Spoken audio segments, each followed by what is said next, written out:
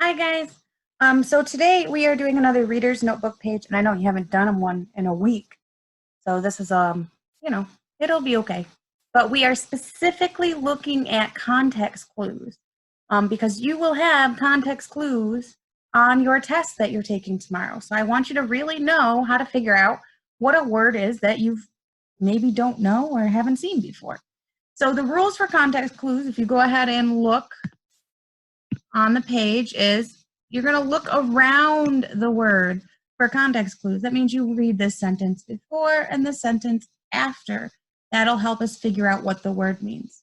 You can look in the sentence. You can reread the sentence before, and you can reread the sentence after. That is the #1 way we figure out what a word means. It's just reading around it and trying to figure out what is this trying to tell me?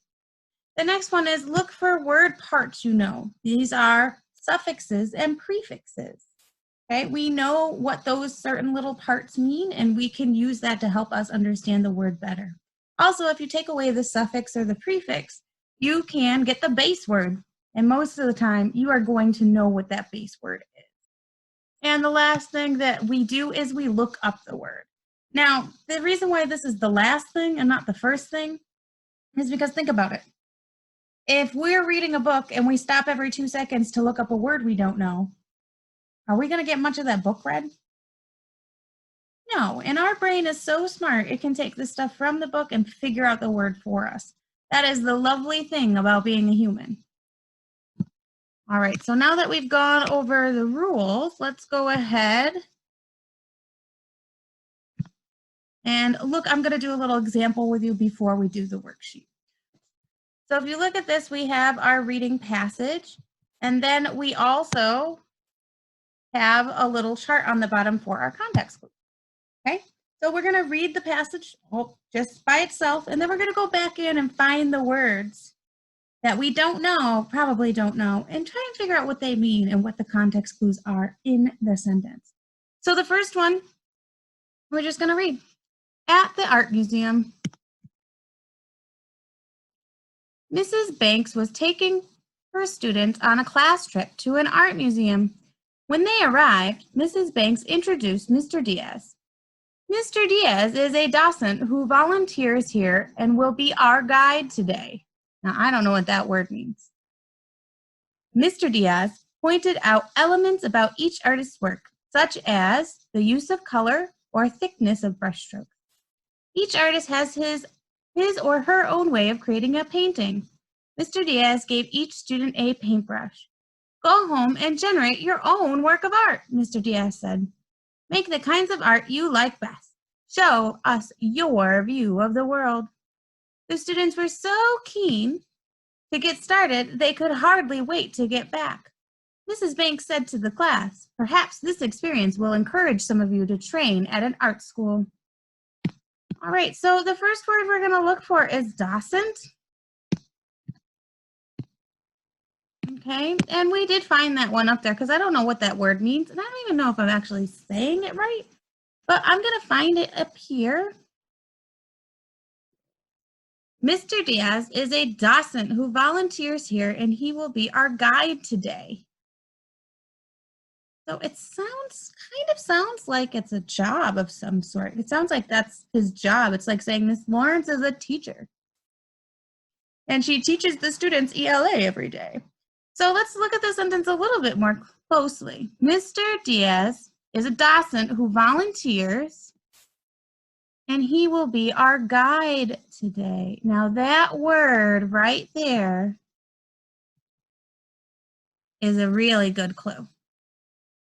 So a docent is a type of guide. What kind of guide is he? Is he a guide for a science museum? Is he a guide for a nature trail? No, he's a guide for an art museum. So we're going to call him an art guide. He probably is also an art expert, because if you are a guide, you kind of have to know what you're talking about. All right, the next word we're going to find, I'm actually going to skip to keen. Okay, and that was right here. Okay, so I'm going to read the sentence again. The students were so keen to get started, they could hardly wait to get back. keen to get started they could hardly wait to get back. Which words in that sentence is a context clue?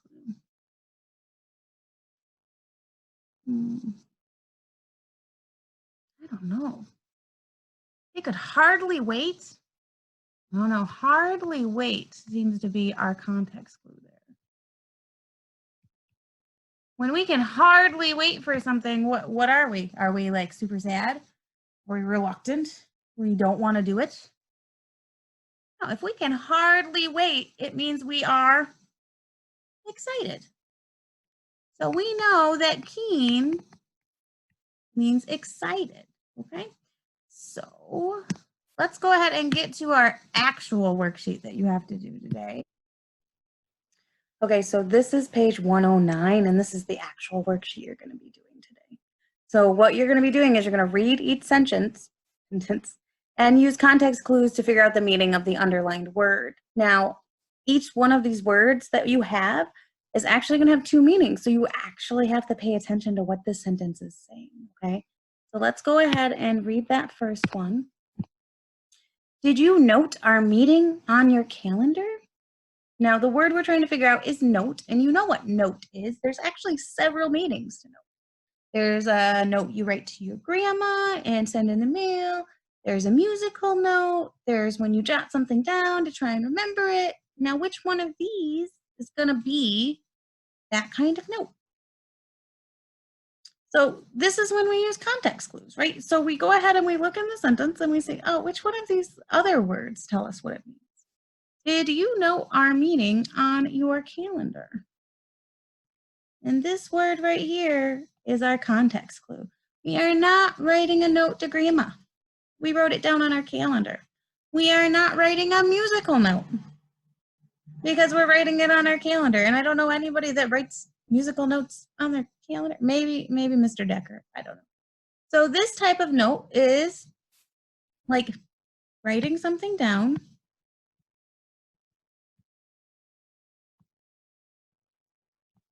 Writing down something to what? To forget? To remember. Right, so the second part of our directions was use a dictionary to check that your meanings are correct. Now, I don't have a dictionary at home. You guys have a dictionary at home because I sent home all of your dictionaries you got from the Grange. You can use that to look it up. I'm going to use dictionary.com. And if you lost your dictionary, you can use dictionary.com as well. Oh, gotta have the mouse now.